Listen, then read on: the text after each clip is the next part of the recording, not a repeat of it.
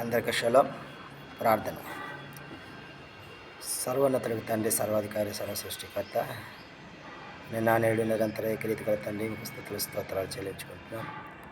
ఈ ఉదయకాల సమయంలో నీ వాక్యాన్ని ధ్యానించి తగు రీతిగా మమ్మల్ని మేము సరి చేసుకోవటానికి, ఇక తండ్రి నీ వాక్యపు వెలుగులో జీవించడానికి గల మాకు అనుకూల సమయం అనుగ్రహించి నడిపిస్తున్న విధానం బట్టి మీకే వేలాది స్తుతులు స్తోత్రాలు చెల్లించుకుంటూ ఈ మా మనవులను నా రక్షకుడి మొచ్చకుడ నజరేయుడైన యెషోవా నామమున అడిగి పొందుకుంటున్నాం తండ్రి, ఆమేన్.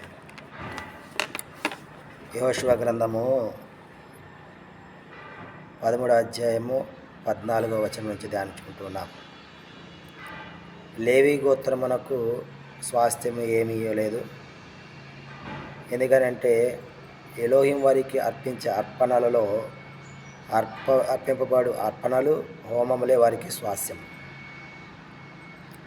అంత మాత్రమే కాదు, రూబేను గాదీయులకు మరి సరిహద్దులను ఏర్పాటు చేసి వారికి స్వాస్థ్యము పంచిపెట్టినట్లుగా మనం ఈ అధ్యాయంలో చూస్తూ ఉన్నాం.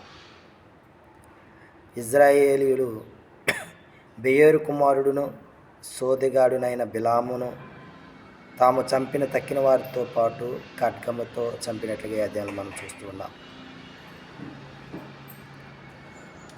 మరియు గాదు గోత్రములో వారికి కూడా స్వాస్థ్యాన్ని పంచిపెట్టినట్లుగా ఈ అధ్యాయంలో మనం చూస్తూ ఉన్నాం. మనషే అర్ధగోత్రపు వారికి కూడా స్వాస్థ్యాన్ని ఇచ్చినట్లుగా ఈ అధ్యాయంలో మనం చూస్తూ ఉన్నాం. కాబట్టి ప్రియమైన సహోదరి సహోదరులారా,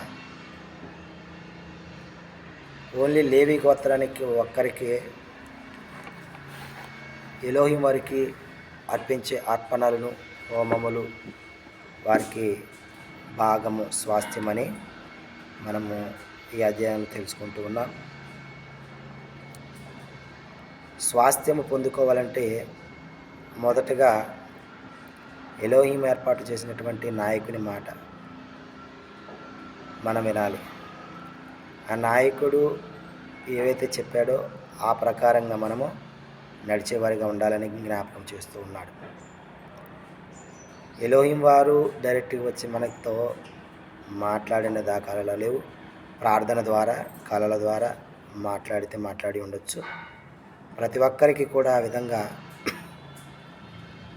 మరి మాట్లాడకపోవచ్చు. కాబట్టి వాక్యం ద్వారా నీతో, నాతో, మనందరితో కూడా మాట్లాడుతూ ఉన్నాడు. పరిశుద్ధాత్మ ప్రేరేపణతో తెలియజేస్తూ ఉన్నాడు అనేక విషయాలను. కాబట్టి ఆయన వద్ద నుంచి మనం స్వాస్థ్యం పొందుకోవాలంటే మనం ఆయన పిల్లలుగా, ఆయన మాటను వినేవారిగా, ఆయన యందు భయభక్తులు గల జీవితాన్ని జీవించే వారిగా ఉండాలని మరి దీని మనం జ్ఞాపకం చేస్తూ ఉన్నాడు. కాబట్టి మనమందరం ఆ విధంగా ఉన్నట్లుగా ఎలోహిం వారు మనకు సహాయం చేసి నడిపించునుగాక.